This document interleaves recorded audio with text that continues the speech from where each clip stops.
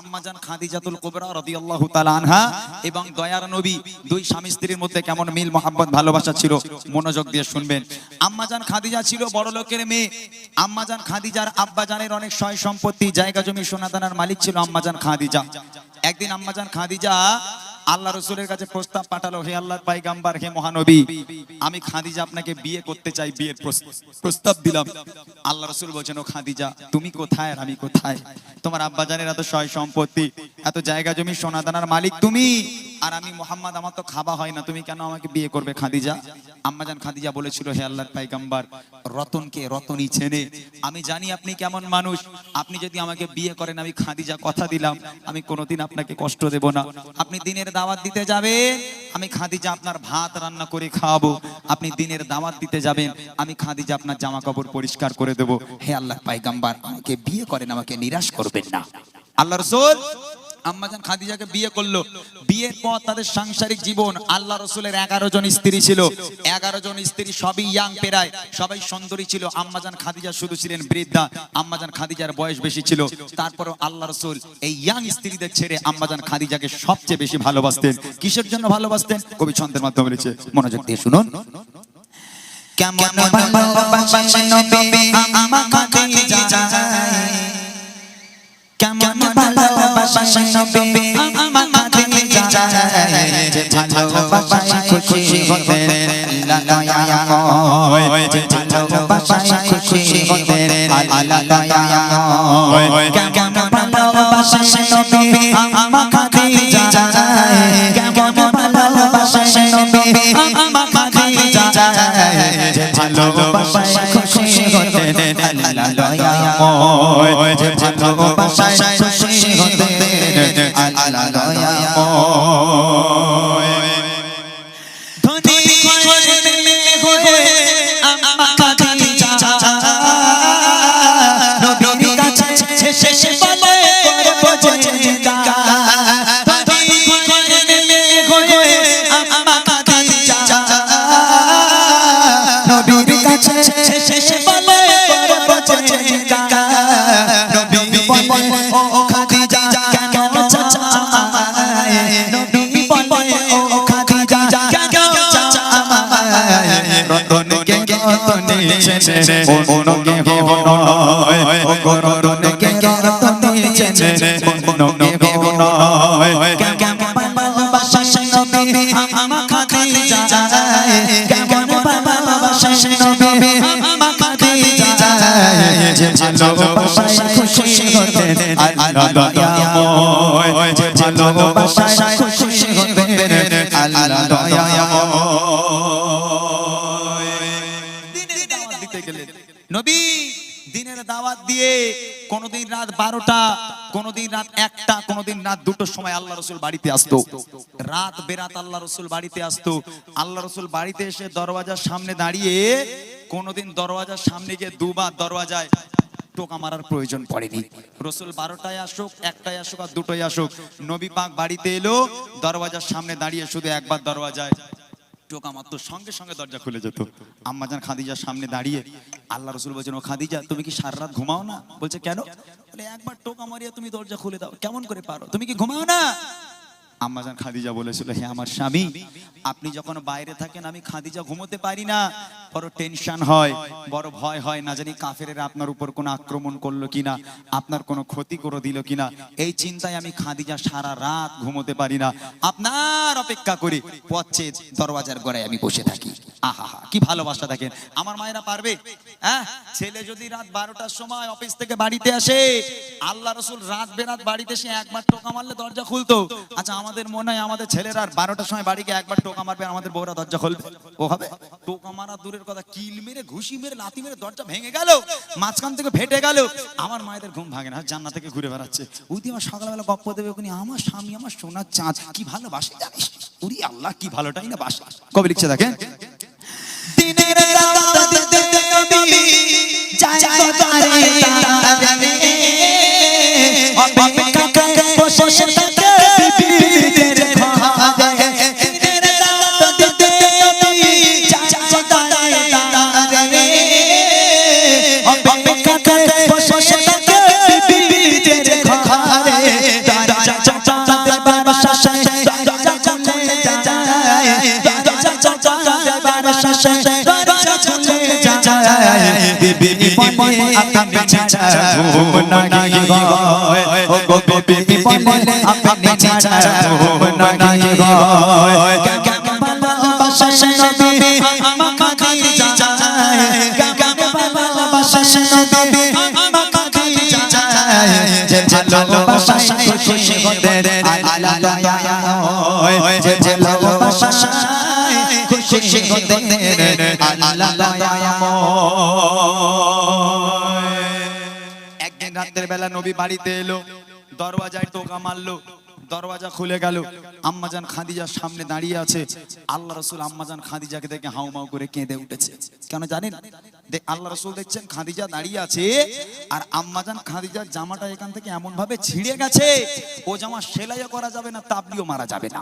এখন এই দেখে আল্লাহ রাসূল হাউমাউ করে কেঁদে উঠেছে। আম্মাজান খাদিজা আল্লাহ রাসূলকে জড়িয়ে ধরলো, হে আমার স্বামী, আপনি কাঁদছেন কেন? আমার দ্বারা কি কোনো বেয়াদবি হলো, কোনো ভুল হলো, আপনি কষ্ট পেলেন, কাঁদছেন কেন? রাসূল বলছেন, খাদিজা তুমি কোন ঘরের মেয়ে? খাদিজা, তোমার আব্বাজানের এত সয় সম্পত্তি, জায়গা জমি, সোনা দানার মালিক তুমি, সব সোনা দানা গুলো এনে আমি নবী আমার রাস্তায় কুরবানি করে দিলে। খাদিজা, আজকে তোমার অবস্থা দেখো, তোমার জামাটা এমন ভাবে ছিঁড়ে গেছে, ও জামা আমি তোমার স্বামী হয়ে সেলাই করে দিতে পারবো না। ও খাদিজা, আমি তোমাকে ভালো রাখতে পারলাম না। আম্মাজান খাদিজা বলছে, হ্যাঁ আমার স্বামী, আমি আপনার কাছে কোনোদিন কষ্ট পাইনি, আলহামদুলিল্লাহ খুব ভালো আছি। তবে জীবনে কিছু চাইনি, তিনটে জিনিস চাইবো, দেবেন? আল্লাহ রাসূল বলছে, খাদিজা কি চাই তোমার বলো। আম্মাজান খাদিজা বলছে, আমার প্রথম নম্বর আবদার, আমি খাদিজা যেদিন ইন্তেকাল হয়ে যাব, আমি খাদিজা যেদিন মারা যাব, দোকান থেকে কাফন কিনে পরালে হবে না, তাহলে আপনার এই জুব্বা, আপনার এই পিরান আমাকে কাফন করে দিতে হবে। দ্বিতীয় নম্বর আবদার, যখন আমাকে কবরে শোয়ানো হবে, কবরে শোয়ানোর আগে আপনি নিজে কবরে নামবেন, কবরের চারপাশটা একবার হাঁটবেন, কেননা আমি খাদিজা কবরের আযাবের ভয় পাই। কবর যদি আমাকে আযাব দেয় আমি সহ্য করতে পারবো না, আপনার পায়ের ছাপ থাকলে কবর আমাকে আর আযাব দেবে না। আর তিন নম্বর আবদার, মুনকার নেকির ফারিস্তারা যতক্ষণ আমার সওয়ালের জবাব না করবে আমার কবরের ধারে বসে থাকতে হবে, বাড়ি যেতে পারবেন না। এই তিনটা আবদার রাখবেন। আল্লাহ রাসূল বলেন, খাদিজা তোমার তিনটা আবদার মেনে নিলাম, তিনটাই পূরণ করব। ও মায়েরা, একটাবার চিন্তা করে দেখেন তো, আপনারা কোনদিন স্বামীর কাছে নাম আবদার করেছেন যে আমি মরে গেলে আমার একটু জিয়ারাত করো, দুটো ফকির খাইও, ইমাম সাহেবকে দাওয়াত করে খাইও, গ্রামের মানুষদেরও খাইও? এসব কেউ কোনদিন বলে? ও সব না বলে, আমাদের ওলা উঠোটা ঈদ হয়ে গেল কোনো দিঘায় লেগালে না, একটু এরকম বলে না? হ্যাঁ বাবরে, স্বামীকে তো শ্রদ্ধা করা দূরের কথা, ওলা উঠে সারা ডাকে না। আমার মায়েরা ইতিহাস বলে আমরা জান্নাতি, কিন্তু আম্মাজান খাদিজা আল্লাহ রাসূলের কাছে কি প্রস্তাব রেখেছিল? কবি লিখছে দেখেন,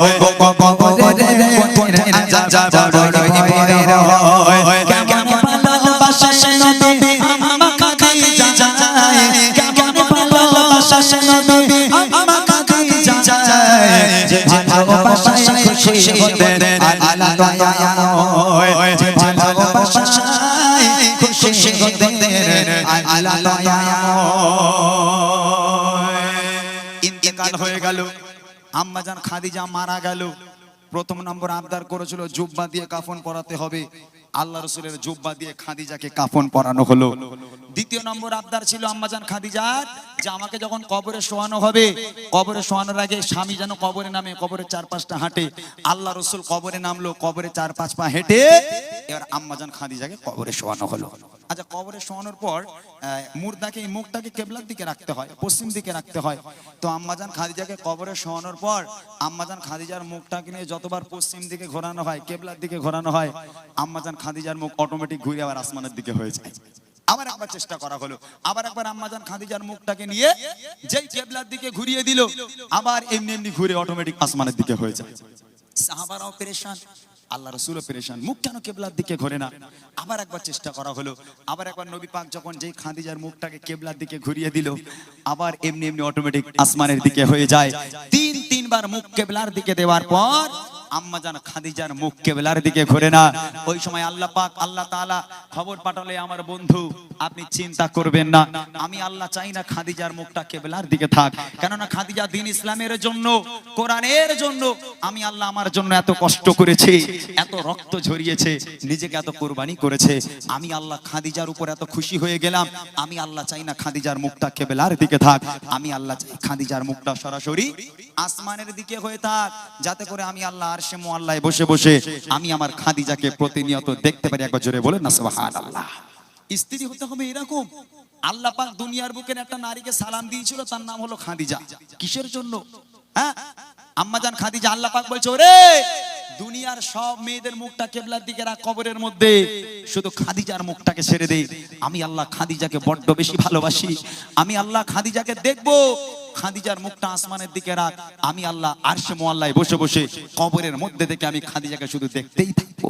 আহা কি ভালোবাসা। শেষ কথা কবি লিখছে, যত সবাই খাদিজাকে কেবলাতে মুখ করে, তত বাড়ি আসমানের দিকে যায় ভোরে।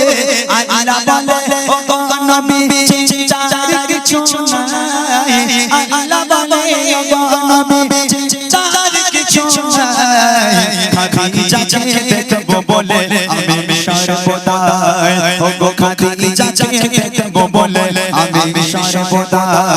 কেমন ভালোবাসে নবী আমার খাদিজা, কেমন ভালোবাসে নবী আমার খাদিজা, যে ভালোবাসা খুশি হতে আল্লাহ দয়াময়, যে ভালোবাসা খুশি হতে আল্লাহ দয়াময়, যে ভালোবাসা খুশি হতে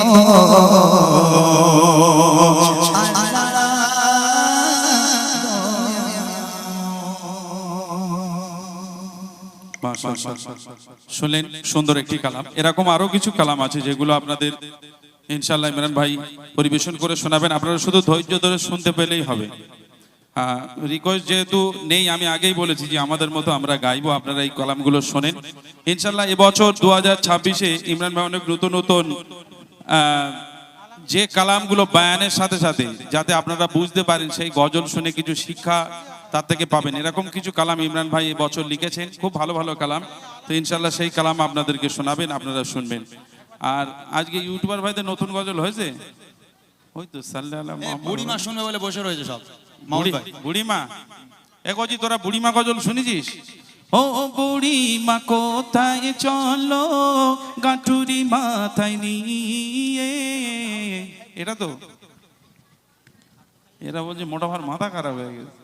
বুড়িমা বুড়িমা শোনো ও বুড়িমা, কেন কাঁদো মা তুমি কিসের বেদনা? থাক, লাস্টে দিতে হবে না, শোনাবে।